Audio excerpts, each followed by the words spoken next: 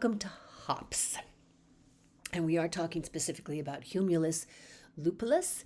And this is a plant that has a long, ancient, and fascinating history of use. And I thought we'd sort of dive into it a little bit in this video.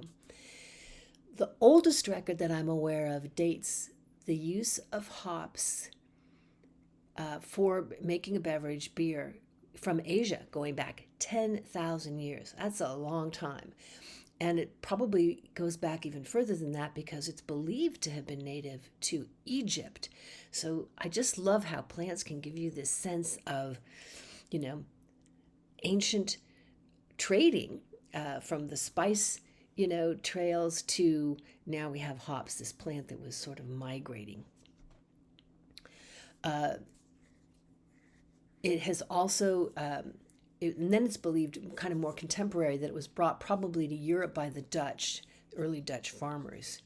The Sumerian goddess, that's the culture of Sumer goes way on back. They had a goddess of brewing and beer.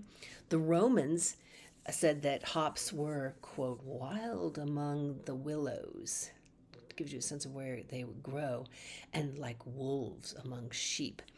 So this gives you a kind of wonderful sense of what they thought about hops as a plant. And the name lupulus actually comes from the Latin meaning wolf. The ancient Hebrews used hops to help ward off the plague. And in North America, the Native American Indians would use hops to support sleep, soothe toothaches, improve digestion. So a lot of these medicinal properties were known early on. In Europe, the medicinal aspect of it in that sense didn't really take off till more recently. But they do, of course, have a long history, even all the way back to the Middle Ages. Monks were making beer, and one of the earliest records that I'm aware of in Europe is from Saint Hildegard, the nun who was one of the very big herbalists of her era. Sort of a big deal.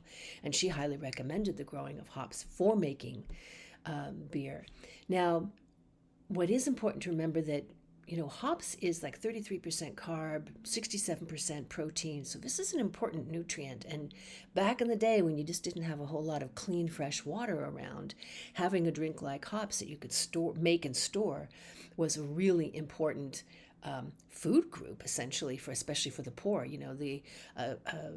A tanker of, ale or beer with a chunk of bread, whole grain, juicy bread, that was not an uncommon meal for the poor. And together they played an important role, much more than now. Even to this day in Europe, in pubs in Britain, 14 years of age to be able to get in. This is how it's recognized drink for especially the use of hops.